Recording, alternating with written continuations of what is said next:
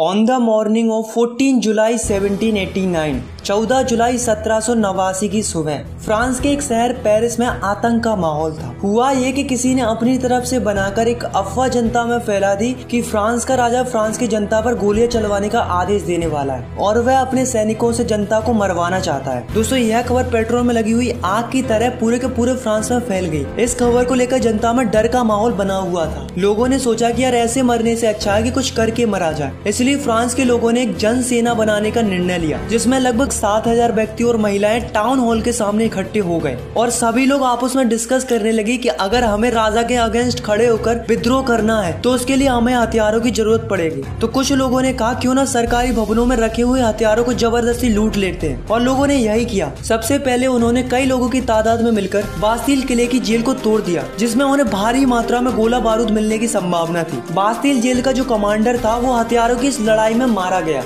और वहाँ उस जेल के हथियारों के साथ साथ वहाँ के कैदियों को भी छुड़ा लिया गया। दोस्तों, वो बात अलग है कि वहाँ पर 7 ही कैदी थे और इन सब ने मिलकर बास्तील किले को गिरा दिया और साथ में उस किले की कीमती वस्तुओं को बाजार में बेच दिया। इन वस्तुओं को उन लोगों ने खरीदा जो इस घटना को अपनी यादों के रूप में सजाना चाहते थे। दोस्तों, ऐसा नहीं है कि इस घटना के बाद फिर कोई घटना नहीं हुई थी, बल्कि इसके बाद कई दिनों तक पेरिस तथा देश के देहाती इलाकों में कई सारी लड़ाइयाँ हुई हैं, जिसका रिजल्ट ये निकला कि जनता रोटी, कपड़ा और मकान की बढ़ती कीमतों का विरोध करने लगी। बाद में फ्रांस के राजा को गिलोटिन से सर काटकर मार दिया गया। तो दोस्तों, ऐसा क्यों हुआ और कैसे हुआ, चलिए जानते हैं इस वीडियो में।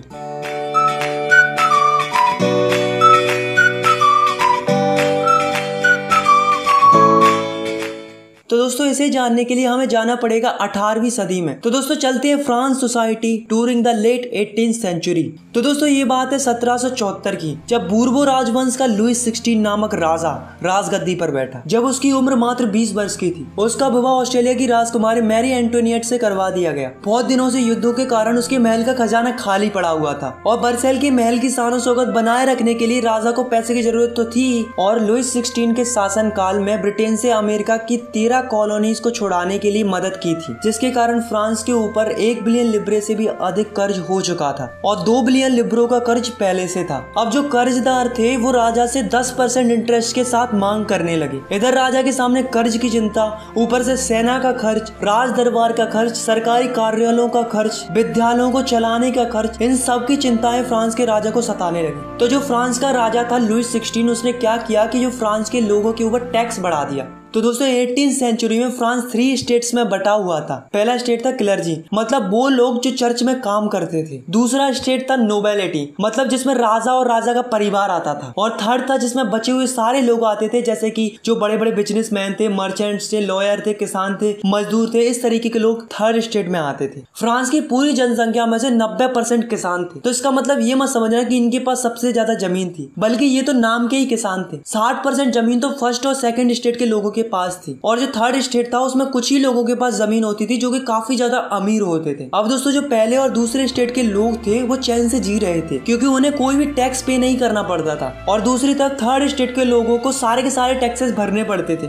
जैसे कि जो टैक्स किसानों के द्वारा चर्च में जाता था उसे हम टिथ कहते थे। ये टैक्स फसल का 10वां हिस्सा होता था और इसे धार्मिक टैक्स भी कहा जाता था। और तो और दोस्तों, राजा ने रोजाना उपयोग में आने वाली सामग्री पर भी टैक्स स्टार्ट कर दिया था, जैसे कि तंबाकू, नमक। तो दोस्तों, इस प्रकार राजा ने महल के सारे खर्च जनता के ऊपर डाल दिए थे और राजा उनसे जबरदस्ती टैक्स वसूलने लगा। और उसे भरते कौन थे? मात्र थर्ड स्टेट के लोग। तो दोस्तों, 1715 में फ्रांस की पॉपुलेशन थी 2.3 करोड़ और 1789 में फ्रांस की पॉपुलेशन बढ़कर हो गई 2.8 करोड़। तो आप देख सकते हो कि जो फ्रांस की पॉपुलेशन थी वो कंटिन्यूअसली बढ़ती जा रही थी। अब आप खुद ही सोचो, अगर पॉपुलेशन बढ़ेगी तो उनकी डिमांड भी बढ़ेगी, क्योंकि फसल की पैदावार तो उतनी ही थी, मगर पॉपुलेशन के बढ़ते लोगों को ज्यादा फूड की रिक्वायरमेंट थी। इसलिए फ्रांस के लोग भूखे मरने लगे, उन्हें खाने के लिए स्ट्रगल करना पड़ता था। इसके चलते पूरे फ्रांस में महंगाई बढ़ गई, गरीब और गरीब होते गए और अमीर होते गए। ऐसा नहीं है दोस्तों कि लोगों ने इसका विरोध नहीं किया, बल्कि विरोध किया था, बल्कि काफी बड़ा रिवोल्ट किया था, पर वो उतना इफेक्टिव साबित नहीं हुआ, क्योंकि लोगों के पास तब ना पैसा था और ना ही लोगों के पास एजुकेशन थी। ऐसे में उनकी बात सुनने वाला कोई नहीं था। अब जैसे जैसे समय निकलता जा रहा था, लोगों की इनकम बढ़ती जा रही थी, लोग एजुकेट होते जा रहे थे, उन्हें नए नए आइडियाज आने लगे, तब लोगों को रियलाइज होने लगा कि हमारे साथ तो ये गलत हो रहा है। अब जो एजुकेटेड लोग थे उनका मानना ये था कि लोगों को अधिकार उनके जन्म से नहीं बल्कि उनकी समाज में क्या योग्यता है इस आधार पर मिलने चाहिए। ऐसे ही जॉन लॉकी और जॉन जाक रूसो नाम के दो फिलोसोफर थे। इनका भी यही मानना ये था कि एक ऐसी सोसाइटी होनी चाहिए जहाँ पर सबको फ्रीडम हो और सारे के सारे कानून सबके लिए बराबर होने चाहिए और गवर्नमेंट ऐसी होनी चाहिए जो जनता की बात सुने। इसके ऊपर जॉन लॉकी ने अपनी किताब टू ट्रीटाइज ऑफ गवर्नमेंट में भी मोनार्ची गवर्नमेंट का जम के विरोध किया था। अब दोस्तों टैक्स तो पहले से ही बढ़ा हुआ था, ऊपर से महंगाई भी इतनी बढ़ गई थी कि लोगों को खाना भी नसीब नहीं हो रहा था। फिर क्या था दोस्तों, जनता राजा पर भड़क गई और यहीं से शुरू हुआ एक रिवॉल्यूशन। तो दोस्तों जैसा कि आप सभी को पता चल ही गया होगा कि लुई 16 का खजाना खाली हो चुका था, कर्जदारों की मांग बढ़ गई थी और उसको चुकाने के लिए राजा ने जनता पर टैक्स बढ़ा दिए थे। पर क्या आपको पता है कि प्राचीन राजतंत्र के अनुसार कोई भी फ्रांस का राजा अपनी मर्जी से टैक्स नहीं बढ़ा सकता था। इसके लिए उसे स्टेट जनरल की मीटिंग बुलाकर नए टैक्सों के प्रपोजल्स पर मंजूरी लेनी पड़ती थी। तो दोस्तों अब आप सोच रहे होंगे कि स्टेट जनरल क्या होती थी। तो दोस्तों स्टेट जनरल एक ऐसी पॉलिटिकल बॉडी थी जिसमें तीनों स्टेट अपने अपने स्टेट से रिप्रेजेंटेटिव भेजते थे, लेकिन केवल राजा ही तय करता था कि ये मीटिंग कब बुलाई जानी चाहिए। तो दोस्तों इसकी लास्ट मीटिंग 1614 में बुलाई गई थी, लेकिन फिर उसके बाद लुई 16 ने 5 मई 1789 को नए टैक्स बढ़ाने के लिए मीटिंग बुलाई, जिसमें फर्स्ट और सेकंड स्टेट ने 300 रिप्रेजेंटेटिव भेजे और जो थर्ड स्टेट था उसने 600 रिप्रेजेंटेटिव भेजे। अब दोस्तों इस सभा में किसानों तथा कारीगरों को अंदर जाने की परमिशन नहीं थी। तो दोस्तों इन्होंने क्या किया कि 4000 पत्रों में अपनी शिकायतें और मांगे लिखकर असेंबली में भेज दी।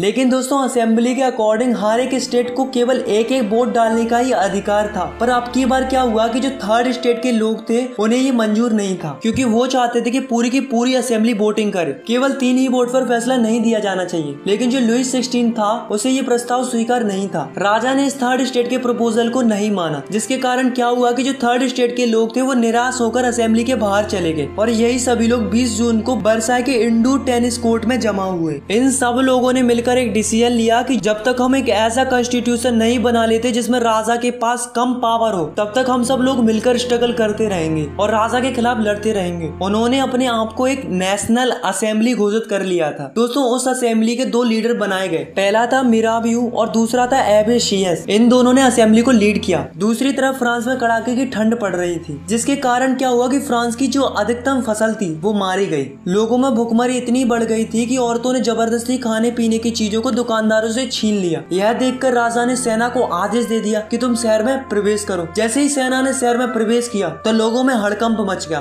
फिर क्या था दोस्तों, लोगों की भीड़ ने 14 जुलाई को बास्तील के किले पर धावा बोल दिया, क्योंकि गांव-गांव में अफवाह फैल रही थी कि राजा ने किसानों की फसलें बर्बाद करने के लिए बाहर से कुछ लोगों को बुलाया है। अब टैक्सों की आग तो पहले से लगी हुई थी, अब लगी हुई आग पर राजा की अफवाह ने पेट्रोल का काम और कर दिया, जिससे किसानों ने गाँव के सरकारी अन्य भंडारों को लूट लिया और साथ में टैक्सों से संबंधित डॉक्यूमेंट्सों को भी जला दिया। आखिर में विरोधी प्रजा की ताकत का अंदाजा लगाकर राजा ने नेशनल असेंबली को मान्यता दे दी। तो दोस्तों आपको तो पता है कि जो नेशनल असेंबली थी वो क्या चाहती थी कि राजा की पावर लिमिटेड कर दी जाए। तो फाइनली 4 अगस्त 1789 की रात को नेशनल असेंबली ने एक ऑर्डर पास किया, जिसमें फर्स्ट स्टेट के लोगों से कहा गया कि आप चर्च के नाम पर जो जमीन लिए हुए हैं उसे वापस कर दें और जो चर्च में फसल का 10वां हिस्सा टैक्स के रूप में दिया जाता था, यानी कि धार्मिक टैक्स टिथ को बंद कर दिया जाए। जिससे क्या हुआ कि गवर्नमेंट को 2 बिलियन लिब्रो का फायदा हुआ। अब धीरे धीरे नेशनल असेंबली ने 1791 में एक नया कॉन्स्टिट्यूशन तैयार कर लिया, जिसमें राजा की पावरों को लिमिटेड कर दिया था और साथ में गवर्नमेंट को 3 हिस्सों में बांट दिया। फर्स्ट लेजिस्लेटिव, सेकंड एग्जीक्यूटिव,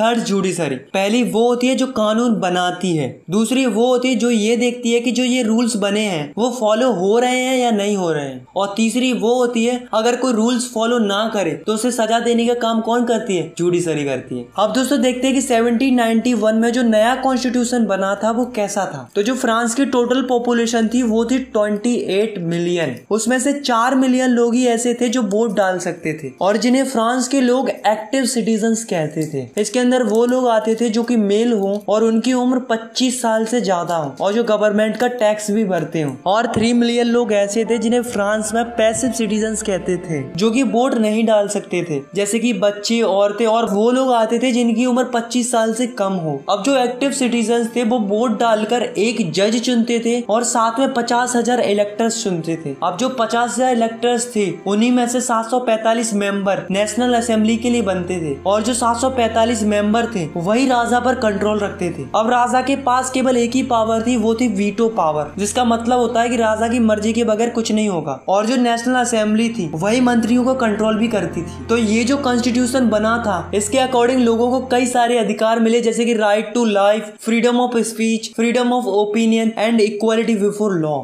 अब दोस्तों राजा ने हाँ तो कर दिया था कि वो कॉन्स्टिट्यूशन को मान रहा है, लेकिन वास्तव में वो नहीं चाहता था कि उसकी पावर कम हो। उसने अपने आसपास के देशों के साथ मिलकर सीक्रेट प्लान्स किए, लेकिन राजा और आसपास के देश कुछ कर पाते इससे पहले ही नेशनल असेंबली ने प्रूसिया और ऑस्ट्रेलिया के अगेंस्ट 1789 में वॉर डिक्लेयर कर दिया, जिससे फ्रांस के हजारों यंग मैन सेना के अंदर भर्ती होने लगे। सभी देशभक्ति के गीत गाने लगे। तो दोस्तों उस वॉर में काफी ज्यादा लोग मारे गए थे, उसके साथ साथ काफी ज्यादा मनी का भी लॉस हुआ था। तो दोस्तों 1791 में जो कॉन्स्टिट्यूशन बनाया गया था, इसमें धनवानों को ज्यादा इम्पोर्टेंट माना गया था और जो गरीब थे, किसान थे, उनको कम महत्व दिया गया था। तो लोगों ने क्या किया, अपनी आवाज सुनाने के लिए पॉलिटिकल क्लब्स बनाए। तो ये क्या होते हैं, तो ये वो होते हैं जिसमें अलग अलग विचारों के लोग अपनी अलग अलग बातों को बताते हैं, ताकि उनकी बातों पर गवर्नमेंट ध्यान दे और उनकी बातें भी सुनी जाए। ऐसे ही एक क्लब था जिसका नाम था जोकोविन क्लब, जिसका लीडर था मैक्सिमिलियन रॉबेस्पियर। अब जो इस क्लब के लोग थे उनकी कुछ अलग ही प्रकार की ड्रेस थी। इस क्लब वाले लोगों को सुगुलत भी कहा जाता था। दोस्तों जब ब्रेड का प्राइस बढ़ने लगा तो महंगाई को देखकर इस क्लब वाले लोगों ने जैकोबिन क्लब में एक प्लान बनाया और एक ऐसी योजना बनाई कि राजा को महल में ही घुसकर राजा को बंदी बना लिया जाए। तो दोस्तों इन क्लब वालों ने क्या किया कि 10 अगस्त को टुलेरियस के महल में धावा बोल दिया, जिसमें राजा के कई सारे सैनिक मारे गए। बाद में राजा और राजा के परिवार के सदस्यों को जेल में डाल दिया गया, मतलब उन्हें बंदी बना लिया था। और फिर नेशनल असेंबली ने चुनाव कराए। फाइनली 21 सितंबर 1792 को राजाशाही राजतंत्र का अंत कर दिया गया और फिर मोनार्ची सिस्टम खत्म हुआ और एक नया रिपब्लिक सिस्टम यानी कि वोट डालने का सिलसिला शुरू हुआ। अब जो फ्रांस था वो एक रिपब्लिक कंट्री बन चुका था और जो लुइस 16 था, जो बंदी बना लिया गया था, उसे राजद्रोह के आरोप में मौत की सजा सुना दी गई। फाइनली 21 जनवरी 1793 को प्लेस दी कॉन्कॉर्ड में राजा को ग्लोटिन से सर काटकर मार दिया गया और सबको वोट डालने का अधिकार मिल गया। अब जो जोकोविन क्लब की जो सरकार थी यानी कि रोबेस्पियर की सरकार, वो क्या करने लगी कि फ्रांस में जो भी गणतंत्र के खिलाफ होता, चाहे वह उसकी स्वयं की पार्टी का ही क्यों ना हो, उसे जेल में डालकर मुकदमा चलाया जाता था और दोषी पाए जाने पर गिलोटिन पर चढ़ाकर उसका सर कलम कर दिया जाता था। पर जो जैकोबिन क्लब था उसने कम काबिले तारीफ किया था, वो थी एबोलिशन ऑफ स्लेवरी। तो ये स्लेवरी क्या थी, तो दोस्तों फ्रांस की जो कॉलोनी थी कैरिबियन में, Martinique, Guadeloupe and San Domingo, तो यहाँ से क्या होता कि कई सारी चीजें इंपोर्ट होकर फ्रांस के अंदर आती थी, जैसे कि तंबाकू, इंडिगो, शुगर, कॉफी। तो इस तरीके की चीजें यहाँ से फ्रांस के अंदर आती थी। पर प्रॉब्लम क्या थी कि इन चीजों को बनाने के लिए वहां पर कई सारी लेबर्स की जरूरत पड़ती थी और यहाँ से काम करने के लिए वहां जाने के लिए कोई तैयार ही नहीं था। तो इसके लिए जो फ्रांस के ट्रेडर्स होते थे वो क्या करते थे, पहले तो ट्रेडर्स फ्रांस से निकलते थे और अफ्रीकन कोस्ट तक जाते थे और फिर वहां से लोगों को खरीदा जाता था और उन्हें हाथों में हथकड़ियां डालकर अटलांटिक महासागर से होकर करेबियाई देशों तक ले जाया जाता था। वहां पर उनसे जबरदस्ती काम कराया जाता था। फिर वहां से इंडिगो, तंबाकू, शुगर, कॉफी ये सब वापस फ्रांस में लाया जाता था। अब दोस्तों नेशनल असेंबली में ये बात तय हुई थी कि दास प्रथा को खत्म कर दिया जाए, पर यह नहीं हुआ। ऊपर से रोबेस्पियर सरकार ने चर्चों को बंद करवा दिया और उनकी जगह सरकारी दफ्तर और बैरक बनवा दिए गए। अब जो जोकोविन क्लब का जो लीडर था रोबेस्पियर, वो अपनी मनमर्जी करने लगा और लगातार देशों से मजदूरों को खरीदता और बेचने लगा और लगातार लोगों को खरीदा और बेचा जाने लगा। तो दोस्तों इसके साथ भी वही हुआ जो सबके साथ होता आया है। तो 1794 में उसे दोषी घोषित कर दिया गया और उसे गिरफ्तार करके गिलोटिन पर चढ़ाकर उसका सर कलम कर दिया। और दोस्तों यहाँ से जैकोबिन क्लब का एंड हो गया। दोस्तों बास्तिल किले के इंसिडेंट के बाद 1789 की गर्मियों में एक महत्वपूर्ण कानून लागू हुआ था कि कोई भी बुक या न्यूज़पेपर या स्टेज परफॉर्मेंस, नाटक, सत्संग, जुलूस बिना राजा के अधिकारियों की परमिशन के बगैर नहीं किए जा सकते थे। पहले उनसे मंजूरी लेनी पड़ती थी। अब वो सेंसरशिप हटा दी गई थी। अब फ्रांस में सब लोग स्वतंत्र थे, वो कुछ भी छाप सकते थे, dance programme, song, stage programme, जुलूस कर सकते थे। अब उन्हें किसी की भी परमिशन लेने की कोई जरूरत नहीं थी। अब जो अमीर लोग थे उन्होंने गवर्नमेंट की पावर को अपने हाथ में ले ली।